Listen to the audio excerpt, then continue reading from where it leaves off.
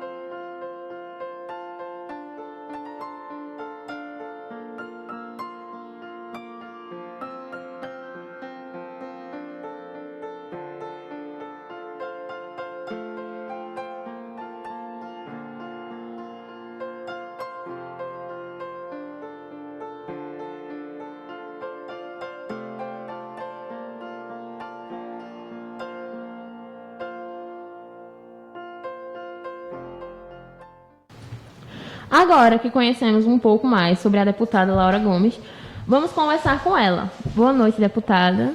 Boa noite, Júlia. Boa noite, Rafa. Assim que foi me apresentada, né? É um prazer ter a senhora aqui conosco no nosso estúdio. Vimos agora, nesse pequeno histórico, que a senhora estudou em escola pública, no ginásio pernambucano. A senhora participou de atos políticos. O que levou uma pessoa ainda tão jovem a se engajar na vida política?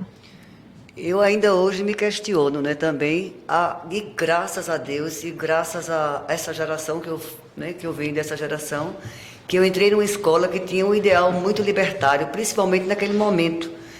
E entrei logo após o golpe civil-militar, né? Eu entrei em 65 e aconteceu o golpe em 64 e um aluno do ginásio pernambucano foi morto em plena Dantas Barreto, lá em Recife, no dia do golpe. Né? E quando eu entrei, estava assim, nascendo esse ideal libertário nesse colégio, numa efervescência pós-morte do aluno. E isso aí, lógico, eu me pergunto como eu cheguei no DA, eu sei que eu cheguei. E me sinto muito orgulhosa de ter feito parte dessa geração, desse momento, mesmo sendo um momento muito difícil, né? Um momento muito sanguinário, um momento de muitas perdas, muitas dores, muitos choros, mas foi um momento de muita concepção que eu tive em relação ao processo da democracia. O quanto é importante a gente ter a democracia, não a liberdade ufanista, aquela liberdade sem ter um objetivo, sem ter uma perspectiva. Mas aí, no próprio colégio, no próprio DA, né, Diretório Acadêmico, a gente tinha os militantes e as militantes do processo de redemocratização do país. Nasceu ali. E ali veio, logo em 68, foi a fase mais dura, uma das fases mais duras, que veio o AI-5, né, que é o ato institucional número 5, que realmente cortou todo o viés de liberdade de expressão, né, a liberdade de reunião, de comando, principalmente com os estudantes. E eu estou assim, eu quero me transportar para aqui agora, neste momento, que estamos vivendo aí com muitos medos também do processo. Quem viveu a ditadura não quer nunca mais que aconteça, né? E estamos passando por um momento também muito sério. E eu estou assim muito entusiasmada com vocês, né? Aqui tendo uma escola técnica, Nelson Barbalho, que antes era o Colégio Estadual de Caruaru, que por aqui também passou muita gente que lutou também pelo processo da redemocratização. Minha gente, eu vou tirar a máscara mesmo, viu? Porque fica meio abafado. Fique à vontade. Obrigada. Aí eu realmente, assim, eu estou assim, vendo a luz do fim do túnel, de estar aqui numa escola com jovens estudantes, que se vocês analisarem o processo da história desses últimos 50 anos, o quanto é importante a classe estudantil, né, no processo do país, na mudança de comportamento das pessoas, em decisões políticas, onde, primeiro, a gente tem que ter esta democracia, porque a democracia, o voto é um dos instrumentos, mas esse processo da democracia, ele já nasce na escola, e é isso que eu estou me sentindo orgulhosa e me vendo assim, me transportando lá para os anos de 65 e 68, que foi pesado mesmo em relação aos estudantes, onde se prendeu muita gente. Eu sou desse momento estudantil de 68, que a gente ficou na clandestinidade chamada, né? Eu não pude voltar a fazer a matrícula no colégio, porque eu participava do movimento estudantil. Uma das pessoas com quem era um companheiro inclusive de relacionamento, né, Ramires Maranhão do Vale, em 73 foi assassinado no Rio, e eu namorava com ele, inclusive tem lá na Rua da Aurora, tem o Tortura Nunca Mais, né, o monumento, e tem as plaquinhas dos desaparecidos políticos, os estudantes na época desaparecidos, que até hoje não apareceu, né, nem um ossinho, nem um dentinho, nada. Eu era muito amiga também do Eduardo Collier e o Fernando Santa Cruz, que também é um dos desaparecidos políticos. A gente era da mesma bandeira, que era chamada, tinha Opinião e Vanguarda, eram as duas dissidências. E eu fazia parte da Opinião, e esse pessoal era do Opinião, então, que era o pessoal mais radical. O Vanguarda era mais do diálogo, aquela coisa, mas a gente não arredava o pé. E com isso a gente ficou marcado, eu tive até que sair da minha casa, né, para ficar escondida, para não ser presa. Muitas pessoas, hoje resta pouca gente, né, pouquíssima gente desse período. A semana retrasada nós estivemos lá em Recife, que vai criar já criou o monumento, né, da Comissão da Verdade, que inclusive foi quando eu fui secretária, eu fui de Direitos Humanos com Eduardo Campos, a gente instituiu a Comissão da Verdade, e a semana passada o prefeito do Recife, João Campos, criou o espaço do processo da história da redemocratização para os alunos visitarem. É importante que vá, inclusive, aqui de Caruaru, para conhecer essa história. É lá no sítio da Trindade, onde foi também um ponto de resistência da ditadura, e também da colonização lá a colonização francesa, né? Francesa e holandesa primeiro. É um espaço de resistência e nada mais do que juntar, né, esse histórico, esse arsenal, esse arcabouço da história da democracia do nosso país, e também de um processo de muita restrição. E se nós formos analisarmos a história, o professor Ricardo pode me ajudar nisso, ele não é velho como eu, mas ele é professor, né? E a gente viveu poucas democracias, né, professor Ricardo? A gente viveu poucas democracias, e a gente tem que lutar para que a gente consolide cada vez mais. E não é jogando nas costas de vocês, que são jovens, mas eu não quero, eu quero receber de volta o país, a luta que nós tivemos pela democracia.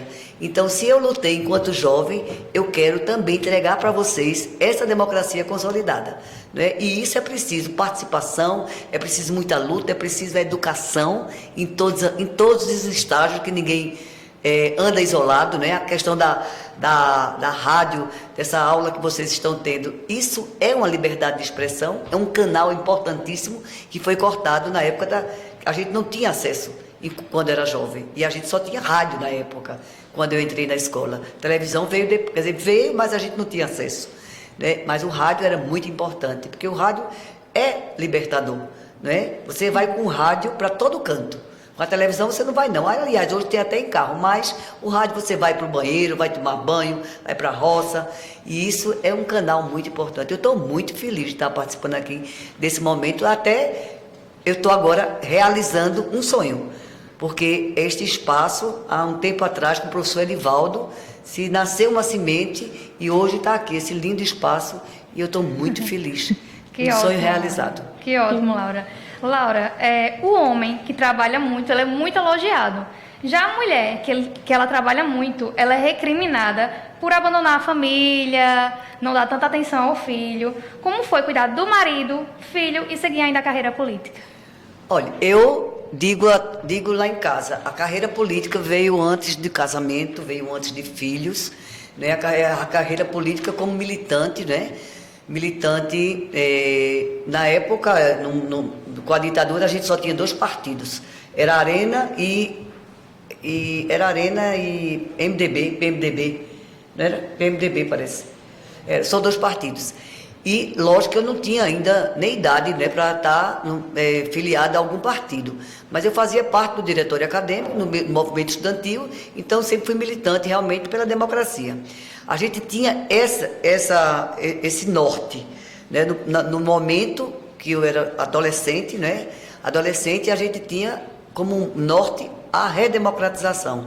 Então, para isso também a gente estudava, né? A gente não ia para uma passeata sem saber por que estava indo para uma passeata, por que estava fazendo. Eu fiz meu primeiro discurso com 14 anos de idade lá no Mercado de São José, em Recife, naquela igreja que tem a Igreja da Penha. Subindo no tamborete e levei carreira da polícia. Me escondi debaixo de um balcão de uma padaria ali pela Rua da Concórdia, de carreiras que a gente dava. E nesse processo, uma que estava comigo, Lilian, foi presa, hoje ela continua viva, né? Semana passada estivemos juntas. E a gente tinha esse olhar, né? E esse desejo, né? Desse processo. Mas a gente estudava por que a gente estava na rua. Por isso que a educação é base de tudo. Essa educação que é libertadora, né? Educação que lhe dá autonomia para construir esse mundo que não é só não é só meu, nem seu, nem de Júlia, não é de todo mundo. E eu conheci primeiro o movimento da política e me casei depois me casei com Jorge Gomes, que também era do movimento estudantil. Eu era secundarista e ele era universitário. Ele já fazia medicina na Federal, à época. E a gente se encontrou na vida, já depois, ou até onde a gente atenuado mais o movimento, porque começou a enrijecer realmente a ditadura, né? Foi o período de 68 a 73, foi o período que mais se matou, mais se prendeu, mais se torturou, principalmente os estudantes, né? E não foi fácil, realmente, o casamento, o trabalho, né? Porque também a subsistência e criar filhos.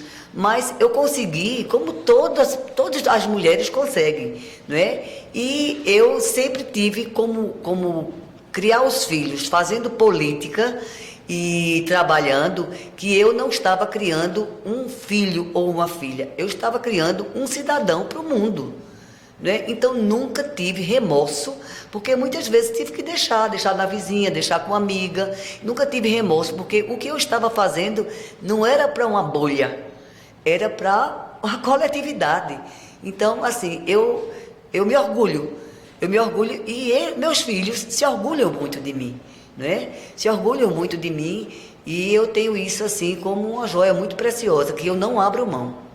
Eu não abro mão e digo e disse a eles, mãe, está na hora. Digo, não, enquanto eu estiver respirando, eu estou com sonhos, eu posso ter a limitação da idade, não é? Eu posso ter a limitação cronológica, mas meus sonhos continuam vivos como eu tinha 14 anos de idade. Se naquela época era redemocratização, agora é lutar para que a gente amplie, né? Consolide e não deixe retroceder a democracia. Conseguimos a democracia? Conseguimos, mas é muito pouco ainda. A gente precisa conseguir realmente que as pessoas lutem por uma educação ampla, de senso crítico, que faça o senso crítico. Se você vai ser de direita e de esquerda, mas você tem que saber por quê, por que você está ali, não é isso?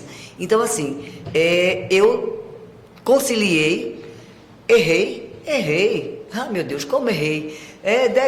Cada um deve ter traumas, eu também tive da minha geração, não é? Você deve ter, outros, todo mundo aqui tem.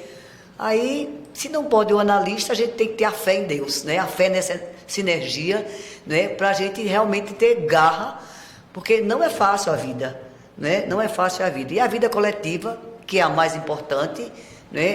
Também não é fácil, mas é possível a gente dar condições de vida e qualidade de vida às pessoas que estão no nosso entorno.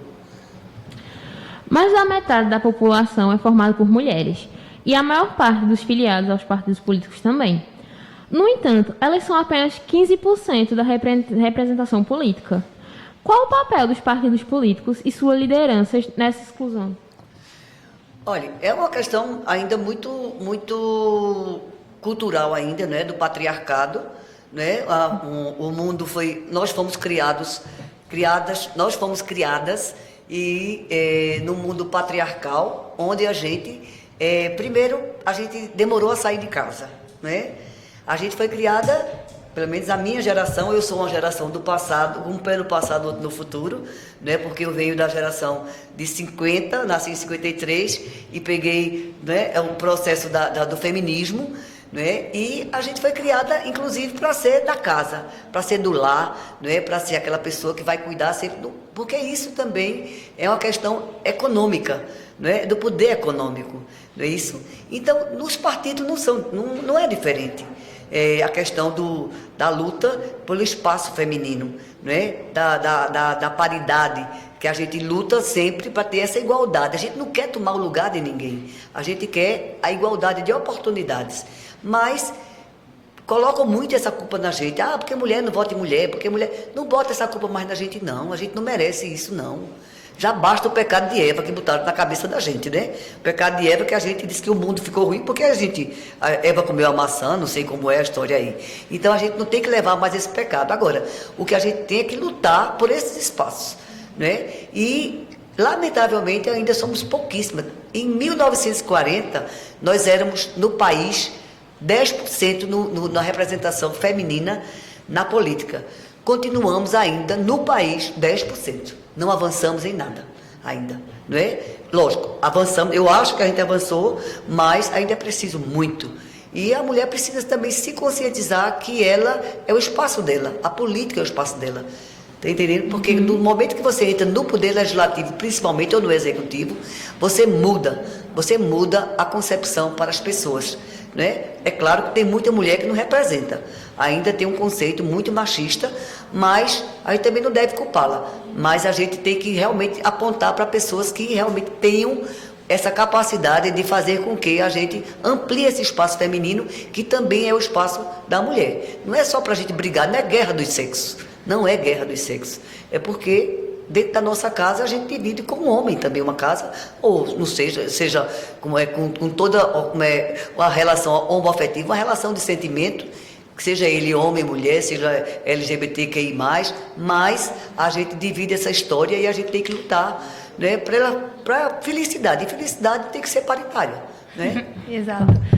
Laura, como incentivar a mulher para participar mais da vida política? Mas antes, a gente vai para um breve intervalo e a gente volta já.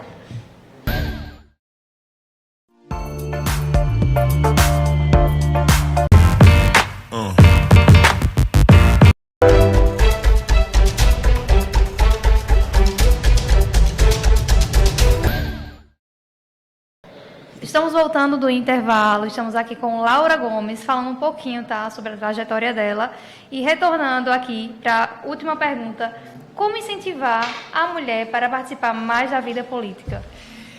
Antes, Rafa e Júlia, eu quero agradecer aqui a acolhida que eu recebi na escola Nelson Barbalho, ao gestor aqui, Cícero. Em nome de Cícero e de Rosângela, eu quero assim agradecer, né, e abraçar e dizer que eu estou muito orgulhosa e muito honrada de estar aqui nesse espaço, viu? O gestor foi muito bem acolhida, não só a mim como a equipe. E incentivar a mulher na política é uma história muito longa, né, de muita luta para a gente chegar até agora. Isso vem, né, com a questão da participação feminina, com às vezes se insurgir quando as coisas estão realmente ameaçando a gente, ameaçando a liberdade da gente. Mas é a participação e principalmente saber que a política não é a coisa suja, saber que a política ela é a definição das nossas vidas. Isso aqui que está acontecendo, né? Hoje a escola de referência aqui, a escola técnica, né, Nelson Barbalho, são decisões políticas, elas passam pela política.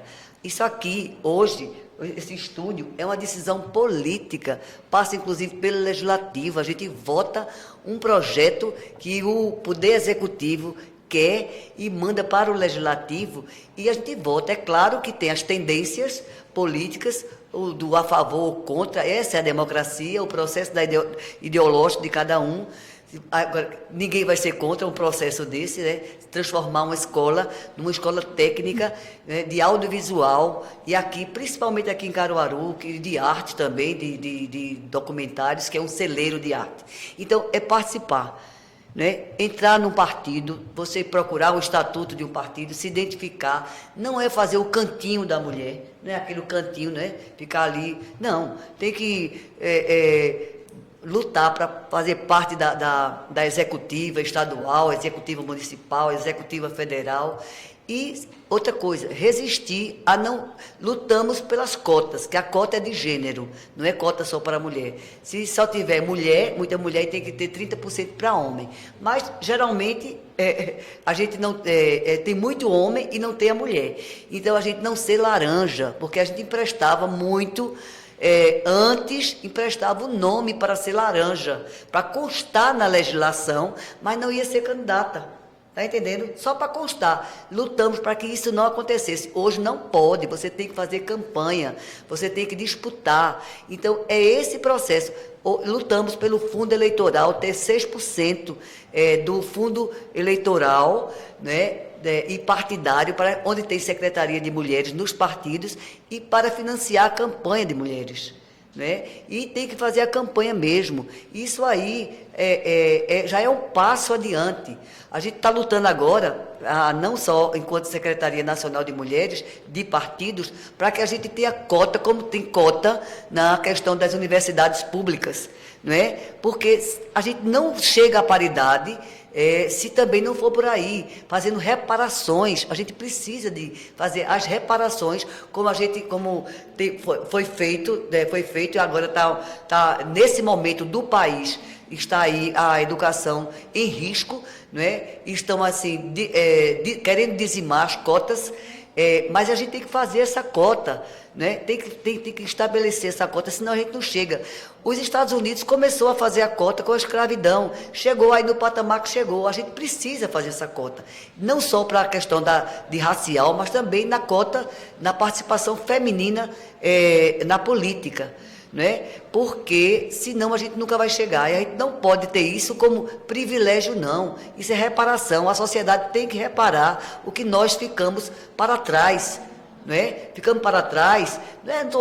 Ninguém está apontando o dedo para ninguém, mas a gente tem que ter isso muito claro, né? E esse espaço da política, ele é nosso. Quando a gente define que a gente quer creche, a gente está tendo uma decisão política, e é preciso a gente, não estou aqui dizendo que os homens não pensam nisso, pensam sim, mas a gente precisa pensar, a gente precisa estar lá para a gente definir o recurso, porque o recurso que está lá, que vai para a Câmara Municipal, que vai para a Assembleia Legislativa, que vai para o Congresso Nacional, ele está lá para dizer quanto é que a gente vai gastar nisso e aquilo outro, e a gente precisa ter olhado da gente. A gente não faz o orçamento da casa, a gente não sabe se está faltando açúcar, café, se o menino tem que pagar, priorizar a escola do menino, tem que isso, aquilo outro, não é isso? Então, é preciso a gente estar na política, porque esta é a nossa casa, essa também é a nossa casa.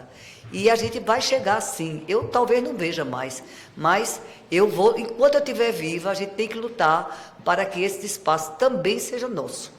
Né? Nosso, porque a gente precisa ter um olhar de paridade, porque a gente paga o mesmo imposto que o homem, não é? A gente paga o mesmo imposto, a gente quando compra uma pasta de dente, a gente está pagando o imposto, não é? Não é só o imposto que se declara lá a cada ano, a cada exercício, mas em tudo que a gente compra, nessa água, nessa jarra, né? O IPI, o ICMS, né? IPTU, tudo isso. Então, mas isso passa pela política.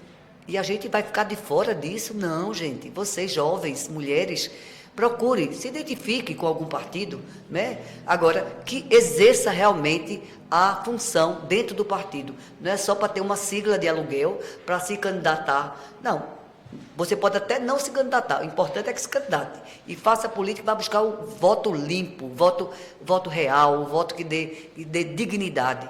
Né? Porque assim, a gente, sem estar presa a ninguém, a gente pode votar lá na hora do voto, na Assembleia ou na Câmara Municipal, a gente pode votar com o povo, né? Dentro da necessidade das pessoas. Não voto atrelado a nenhum poder econômico, né? E nenhum poder que esteja aprisionando para a gente votar porque a gente recebeu dinheiro e tal. Por isso que a gente luta pelo financiamento público, porque a gente não fica devendo a ninguém. Não fica devendo a ninguém, porque é público, porque é nosso. Sai do nosso imposto. Se é pouco, se é muito, aí a gente vai discutir. Né? É outra coisa. Agora, que tem que ser público, tem. E é isso que a gente tem que lutar e a gente precisa estar dentro disso aí para poder ter uma sociedade melhor. Sabemos que, estatisticamente, morrem mais homens. No contexto dessas mortes, geralmente acontecem em espaços públicos e por pessoas desconhecidas ou relacionadas à criminalidade. Já quando o assunto é violência contra as mulheres, a maior porcentagem está relacionada a pessoas do seu convívio, pessoas da própria casa. Quando existe uma ameaça por parte do companheiro ou até mesmo algum tipo de agressão, tem a medida protetiva. Mas ainda assim, mulheres são assassinadas. Resultado, medo de denunciar o agressor. O que pode ser feito para diminuir essas mortes?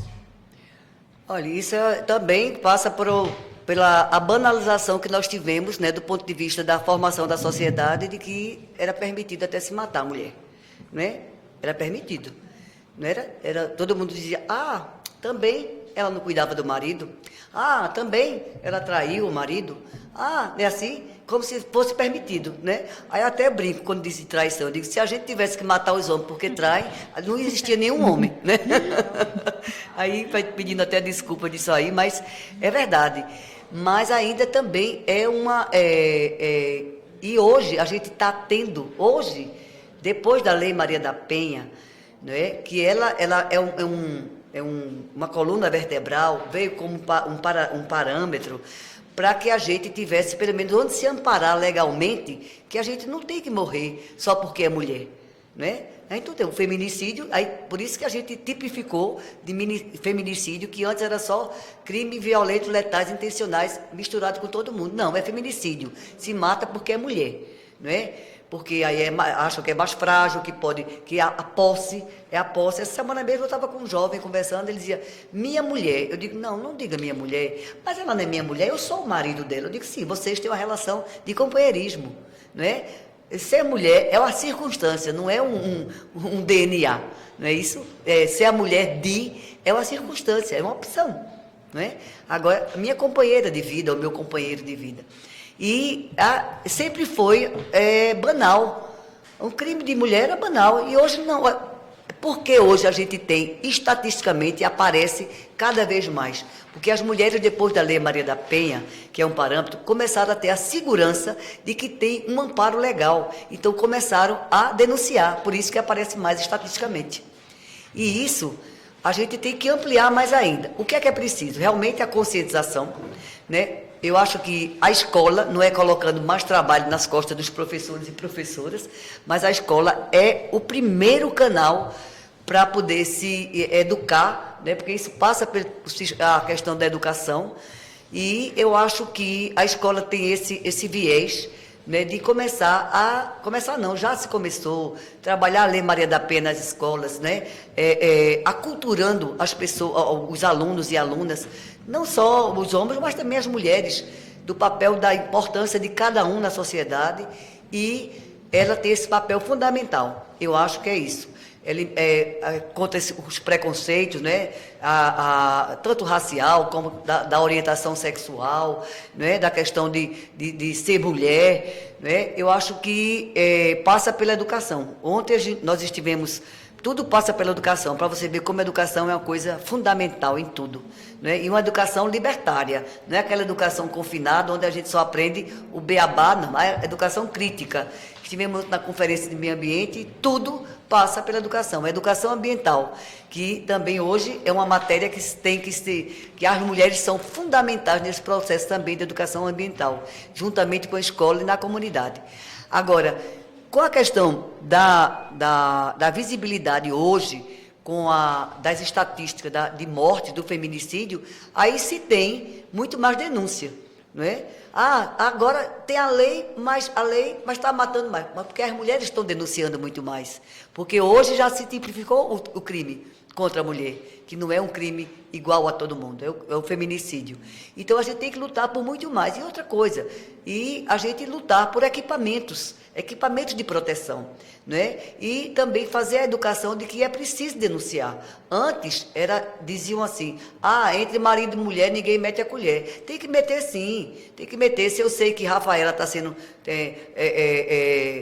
sofre violência, não só física, tem a psicológica, tem a patrimonial, né? Tem outros tipos de violência, isso também, a pessoa está o tempo todo criticando A, B ou C, a mulher principalmente, isso também é violência, né? Não aceitar assédio sexual, não aceitar assédio moral em trabalho, em canto nenhum. Não é? Também não pode ser aquele chiitismo de tudo vai, mas a gente tem que ter essa consciência e passar adiante, e ter os equipamentos, lutar. Aí onde vem a política, as decisões políticas pelos equipamentos de proteção, como centros de referência, não é? Como espaço de acolhidas, que venha a mulher, os filhos, não é? Que aí tenha direito também à escola, para não perder a criança, não ser prejudicada por isso. Não é? Ter o espaço, a retirada dela de junto do agressor, isso passa por decisão política. As delegacias especializadas, com gente preparada para a escuta da mulher, não é? Isso é de muita importância. E isso eu tenho certeza que isso vai agora com o tempo. Agora a gente não pode cruzar os braços.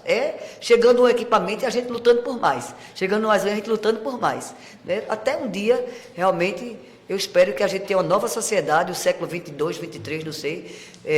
A gente não ter mais esse tipo de como é que chama? De criminalidade, né? Nenhuma violência, né? Isso aí eu acho que é fundamental. E a mulher, ela tem muita força nisso aí. Eu digo que eu lutei, desde a Constituição, a gente lutou pelo controle social. E aqui em Caruaru, a gente lutou muito pelo conselho, né? Um conselho consultivo na época, não era de controle social, de política para as mulheres. Né? E a gente, é muito importante isso, principalmente no município, e a gente participar desses conselhos, que é onde se deliberam as políticas públicas, os conselhos de assistência de saúde, conselho da mulher, mesmo se não tem voto, mas tem voz, né? Pode, às vezes pede a palavra, e o seu dom da palavra reverte muitas posições, às vezes conservadoras, né? Agressivas contra as mulheres, contra as pessoas também. Né? Isso é importante. E eu acho que a gente pode ir reduzindo isso. Agora, vai se aumentar o número? Vai, porque a gente tem esse amparo legal hoje.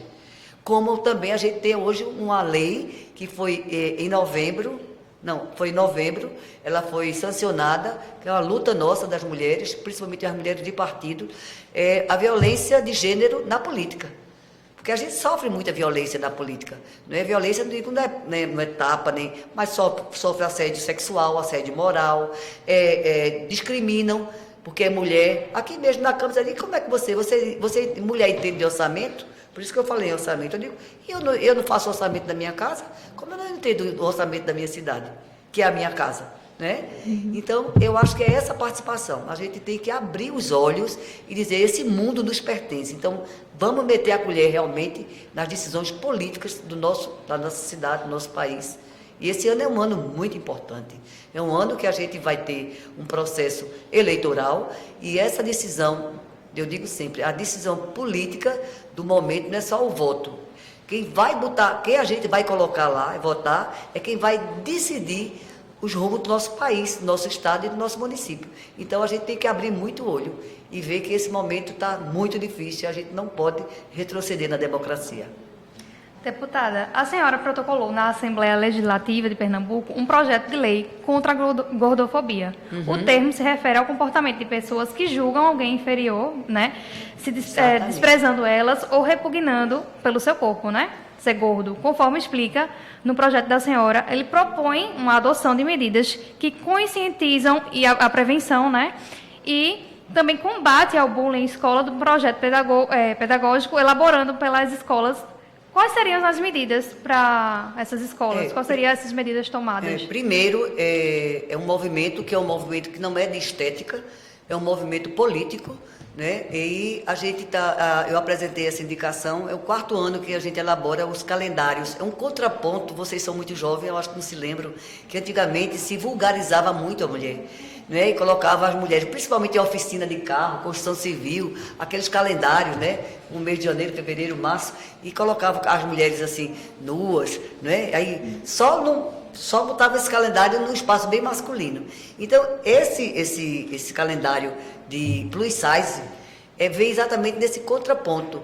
É uma autoaceitação. Quando eu digo que não é um movimento de estética, que é um movimento político, da autoaceitação. Do mesmo jeito que eu também fiz a campanha do Encrespa, aceitar os cabelos, né? Os cabelos cacheadinhos, crespinho, que esse é o cabelo da minha raça, né? Eu digo sempre, da minha identidade. Diziam quando eu era pequena que era cabelo pichauí, cabelo ruim, neguinha de não sei o quê, aquela coisa toda. Então, eu sofria muito, porque eu queria um cabelo liso que eu não tinha.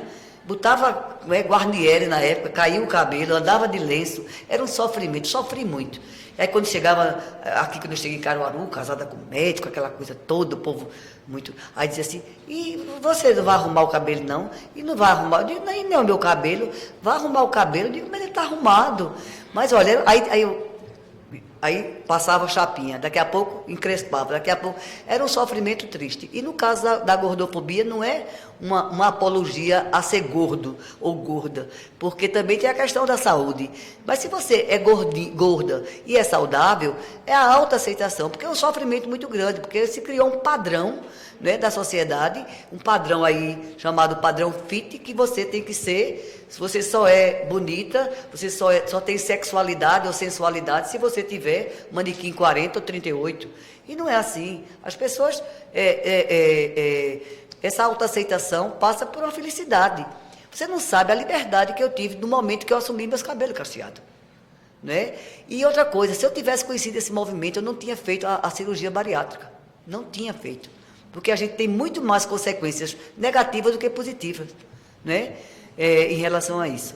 Mas é um movimento que passa também pela escola, coitada dos professores e professoras, mas é o principal mecanismo, né? Instrumento realmente de libertação.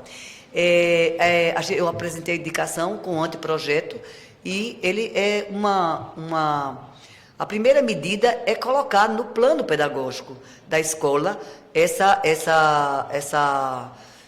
esse projeto, que inclusive a pessoa que comanda o movimento, ela é pedagoga e ela é professora, e ela tem todo assim, esse movimento assim, muito firme.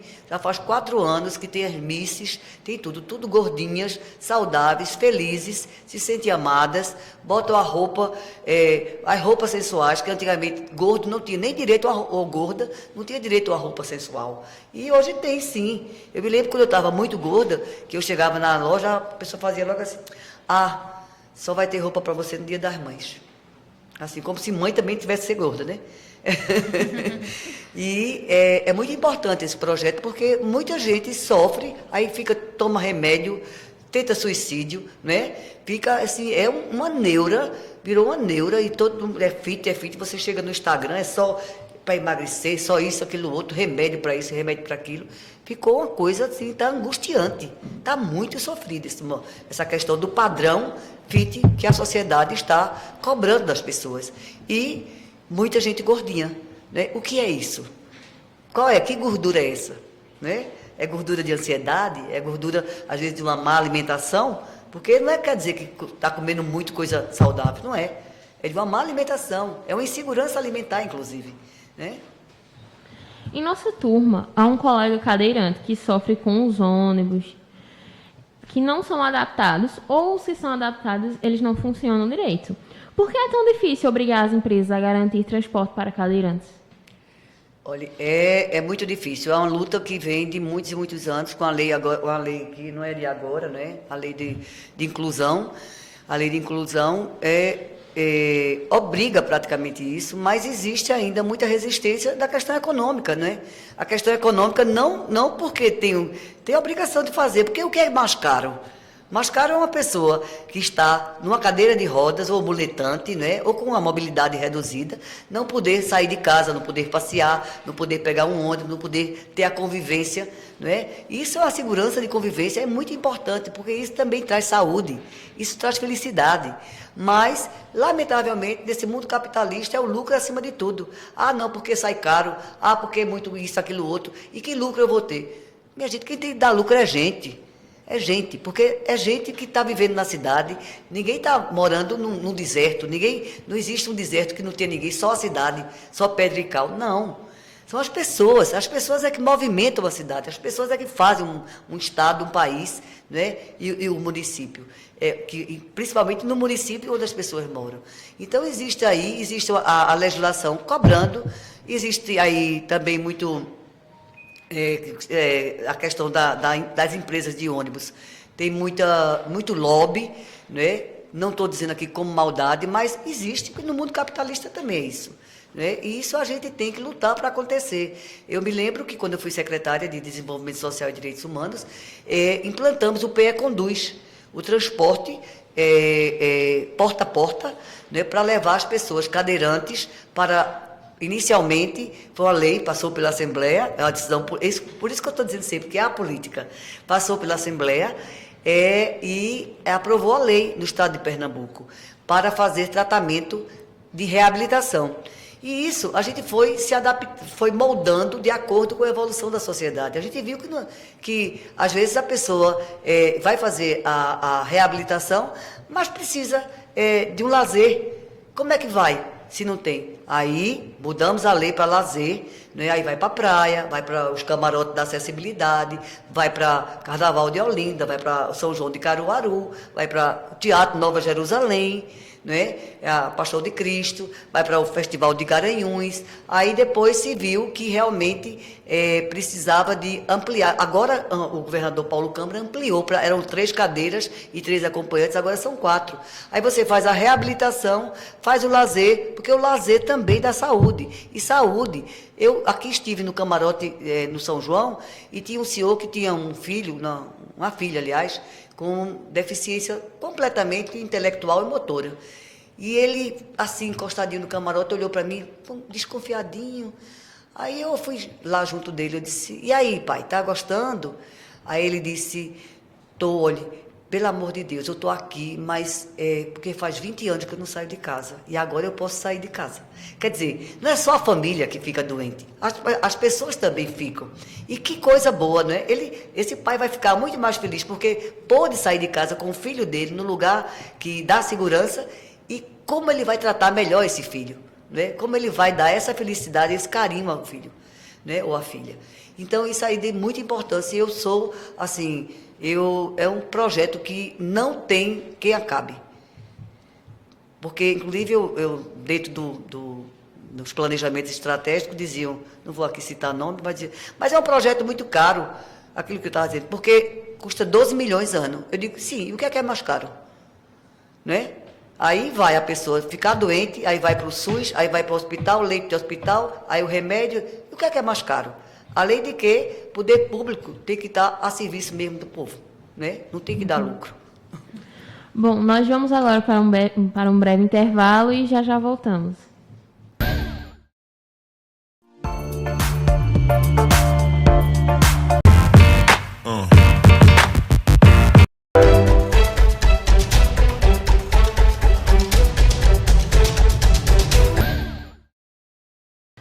Boa noite, estamos de volta aqui com a deputada Laura Gomes.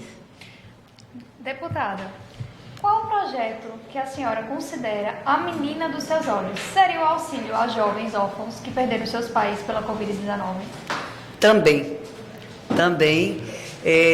porque na minha vida eu aprendi e gosto de cuidar de gente, né?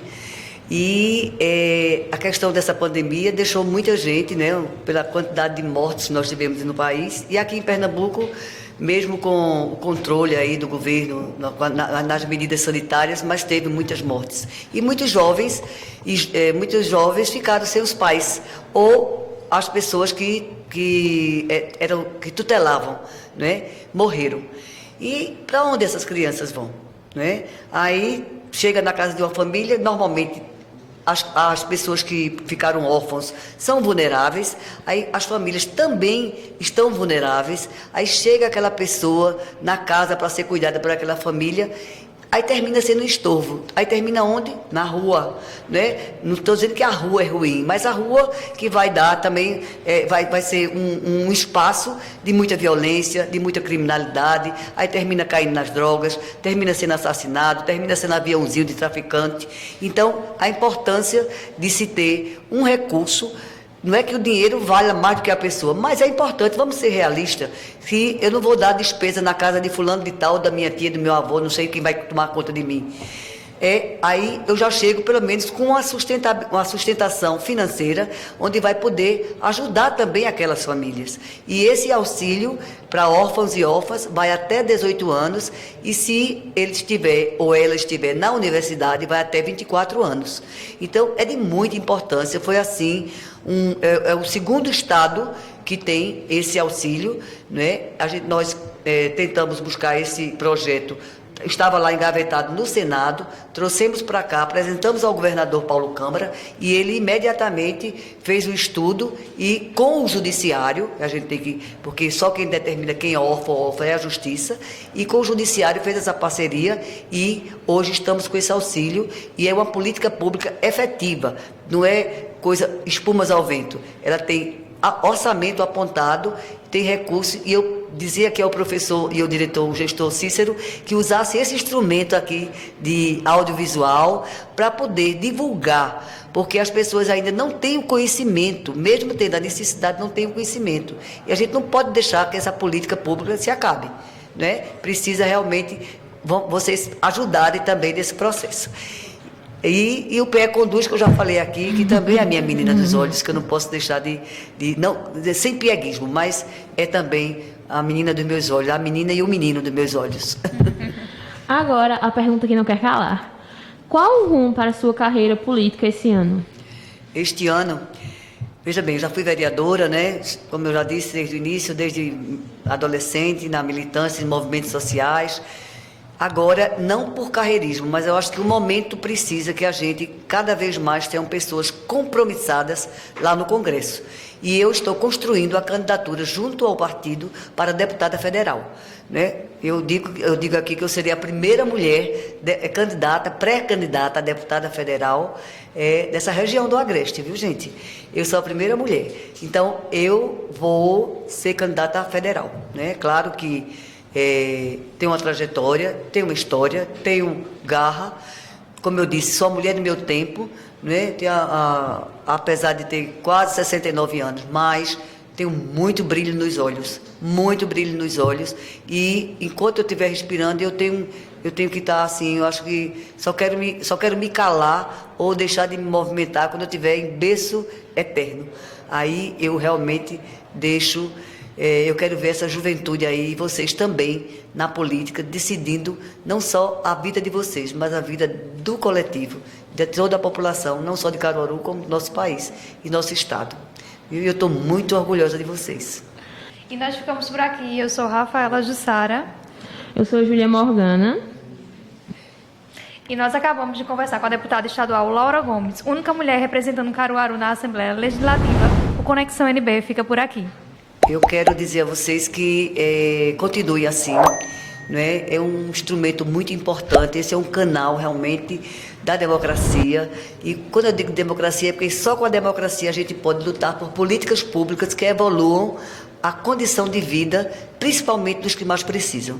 E este é um canal perfeito para que a gente realmente fortaleça e engrandeça a vida dessas pessoas.